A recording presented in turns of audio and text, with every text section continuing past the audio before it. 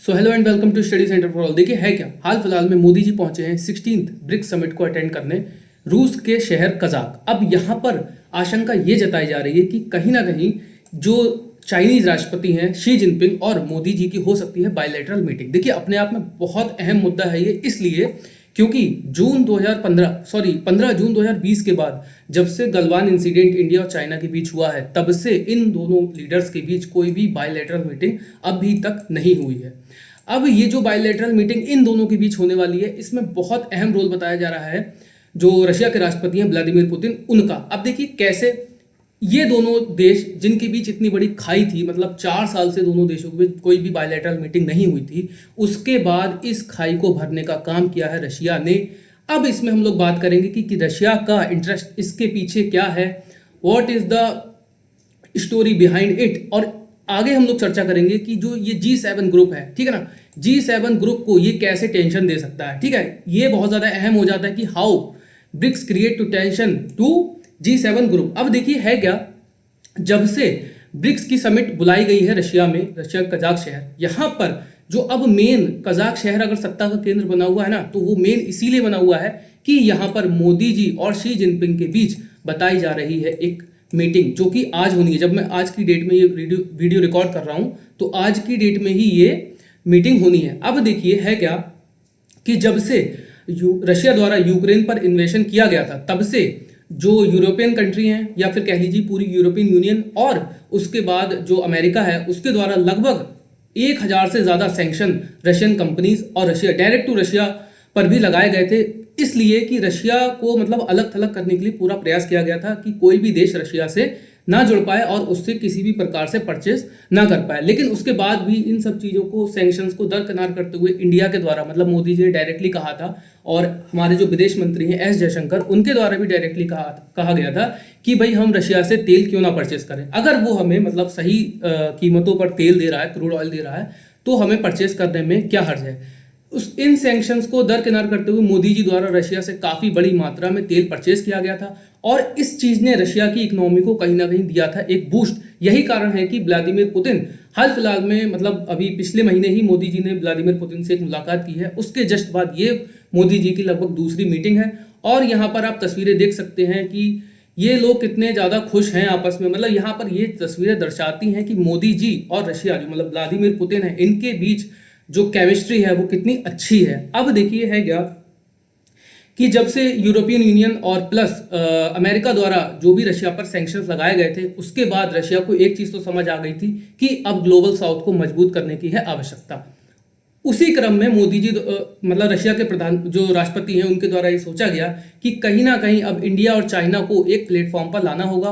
Because BRICS में अगर हम बात करें तो ब्रिक्स में इंडिया और चाइना, ये दो ऐसे कंट्री हैं जो कि बहुत ज़्यादा अहम मतलब अपना योगदान देते हैं। देखिए चाइनीज़ इकोनॉमी इस समय बूस्ट कर रही है, दो राय नहीं है इसमें, ठीक है। और इंडिया भी एक डेवलपिंग कंट्री है, कह सकते हैं हम कि डेवलपिंग कंट्री है। बट हाँ, जिस हिसाब से इंडिया इस समय डेवलप कर रहा है, जिस हिसाब से इंडिया को मोदी गवर्नमेंट में बूस्ट मिला हुआ है, तो कहीं ना कहीं ये दोनों बहुत बड़ा रोल रखते हैं ब्रिक्स में। अब देखिए रूस के द्वारा कैसे इन दोनों को, मतलब मोदी जी और जो शी जिनपिंग है चीन के राष्ट्रपति, इनको एक प्लेटफॉर्म पर लाने के लिए कवायद शुरू की गई। अब देखिए था क्या, जो एससीओ समिट होता है, आप देखिए यहाँ पर एससीओ समिट होता है, जुलाई में हेल्ड होता है एससीओ समिट, ठीक है। यहाँ पर मिलते हैं वांग यी जो कि चीन के विदेश मंत्री हैं, प्लस एस जयशंकर, इनके द्वारा एक होती है मीटिंग, ठीक है। इसी समय यहाँ पर मोदी जी का दौरा हुआ था यूक्रेन का, ठीक है। जब इन दोनों की ये बायलैटरल मीटिंग होती है, कहाँ पर, अस्ताना, कजाकिस्तान की जो कैपिटल है अस्ताना, वहां पर होती है इन लोगों की मीटिंग। इस मीटिंग में ये बताया जाता है कि ये जो मीटिंग है वो गलवान घाटी के, मतलब गलवान इंसिडेंट के बाद सैन्य गतिरोध को कम करने के लिए है, एलएसी पर। बट यही नहीं था, एससीओ समिट में जब एस जयशंकर और वांग यी की मुलाकात होती है, उसमें कहीं ना कहीं यही जो गलवान इंसिडेंट है उस पर बात होती है, और इसके बाद एस जयशंकर की मुलाकात होती है व्लादिमीर पुतिन से। फिर धीरे धीरे ये डेवलपमेंट्स निकल कर आती हैं सामने। फिर अजीत डोभाल जो कि हमारे एनएसए हैं, नेशनल सिक्योरिटी एडवाइजर, इनकी मुलाकात होती है व्लादिमीर पुतिन से डायरेक्टली। ये मुलाकात ऐसे समय पर होती है जब मोदी जी द्वारा यूक्रेन का दौरा किया जाता है। इस मुलाकात की तस्वीरें बहुत ज़्यादा वायरल भी होती हैं, और इसमें यह भी कहा जाता है कि ये जो मुलाकात है वो मोदी जी के दौरे को ब्रीफ करने के लिए अजीत डोभाल ने मतलब एक दौरा किया है रशिया का, जिसमें मोदी जी की जो मतलब मोदी जी का दौरा है उसको ब्रीफ करेंगे टू व्लादिमीर पुतिन। बट यहाँ पर कोई भी इस चीज़ का अंदाजा नहीं लगा पाता है कि what is happening behind the wall. ठीक है, देखिए है क्या, अजीत डोभाल द्वारा मुलाकात की जाती है रशिया के प्रेसिडेंट व्लादिमीर पुतिन से। Then just after this meeting Putin द्वारा मुलाकात की जाती है वांग यी से। याद रखिएगा, यहाँ पर एससीओ समिट के बाद जस्ट अजीत डोभाल के मिलने के बाद पुतिन द्वारा मुलाकात की जाती है वांग यी से।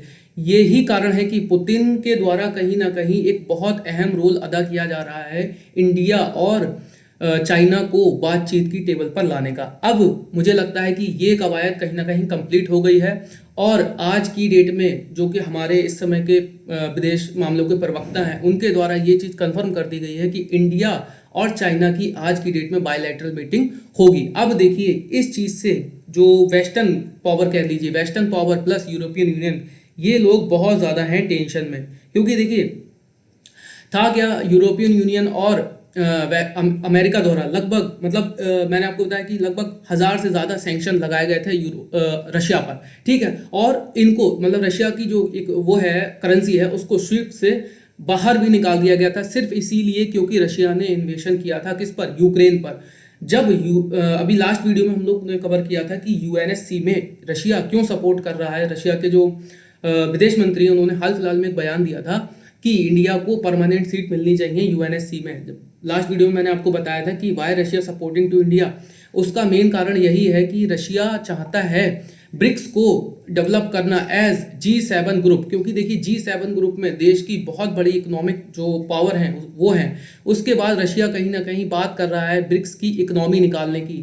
यही कारण है कि रशिया ने मोदी जी और शी जिनपिंग को बातचीत की टेबल तक लाने के प्रयास बहुत ज़्यादा अब बढ़ा दिए हैं। देखिए अब बात करेंगे हम कि जो इंडिया और चाइना इनके बीच जो गतिरोध था वो क्या था। देखिए है क्या कि इंडिया चाइना जो 15 जून 2020 में गलवान घाटी में एक इंसिडेंट होता है, वहाँ पर इंडिया मतलब 1962 के बाद कोई भी ऐसा घटनाक्रम नहीं आया था जहाँ पर इंडियन आर्मी और चाइनीज़ आर्मी लहूलुहान हुई हो। क्योंकि एलएसी पर ये नियम है कि इंडियन आर्मी और जो चाइनीज़ आर्मी है वो सिर्फ और सिर्फ डंडा लेकर ही पेट्रोलिंग कर सकते हैं, और अगर उनके पास गन वगैरह हैं भी तो वो उनका इस्तेमाल नहीं करेंगे। ये मतलब ट्रीटी है इंडिया और चाइनीज़ आर्मी के बीच।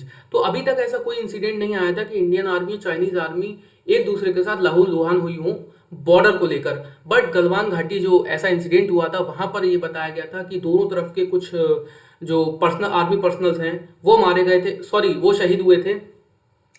तो उसके बाद से मोदी जी और शी जिनपिंग के बीच कोई बड़ी मुलाकात नहीं हुई। यही कारण है कि इन दोनों देशों के बीच अब जो अगर एक मुलाकात हो रही है तो इसमें बहुत अहम रोल निभाया है पुतिन ने। अब पुतिन के इंटरेस्ट, जो रशिया का इंटरेस्ट है, उस पर हम लोग बात कर लेते हैं। देखिए रशिया मतलब जो ब्रिक्स है उसको डेवलप करना चाहता है G7 के जैसा। ठीक है, अब G7 के जैसा अगर रशिया डेवलप करना चाहता है तो उसको कहीं ना कहीं ग्लोबल साउथ जो है, ग्लोबल साउथ को डेवलप करने की आवश्यकता है। और ग्लोबल साउथ में अगर बात कर लें तो दो बड़ी कंट्री हैं, इंडिया और चाइना। इन दोनों को पहले एक करना होगा। यही कारण है कि पुतिन के द्वारा इनको लाया गया है एक बातचीत की टेबल तक। अब देखिए स्टार्टिंग में ही क्या होता है, इस साल की स्टार्टिंग में रशिया द्वारा ये शुरू किया जाता है कि सऊदी अरब और यूएई को भी ब्रिक्स में शामिल करने का एक स्ट्रेटेजिक कदम रशिया द्वारा उठाया गया। तो हाल फिलहाल में रशिया द्वारा ये कदम जब उठाया गया तो ब्रिक्स के जो कंट्री हैं उन्होंने भी इसको सपोर्ट किया, और जनवरी में सऊदी अरब, संयुक्त अरब अमीरात, यूएई, ईरान, इथियोपिया और मिस्र को भी ब्रिक्स में एंट्री दी गई। तो अब जो ब्रिक्स जो हम ग्रुप की बात कर रहे हैं, ब्रिक्स अब 9 जो सबसे बड़े तेल उत्पादक देश हैं उनका हो चुका है सदस्य। देखिए 9 जो विश्व के सबसे बड़े तेल उत्पादक देश हैं उनमें से जो 6 देश हैं वो अब बन चुके हैं ब्रिक्स के सदस्य। तो अब ये कहना बिल्कुल भी मतलब लाजमी मतलब गलत नहीं होगा कि इस चीज से अमेरिका को हो सकती है टेंशन। क्योंकि देखिए सऊदी अरब और यूएई दोनों में अमेरिका की अच्छी खासी पैठ है, और अगर ये ब्रिक्स के सदस्य बन रहे हैं तो ये चीज अमेरिका को दे सकती है बहुत बड़ी टेंशन। ठीक है, तो आज की वीडियो में इतना ही था। अब देखते हैं आगे क्या डेवलपमेंट्स होते हैं, तो मिलते हैं अगली वीडियो में। अभी के लिए धन्यवाद।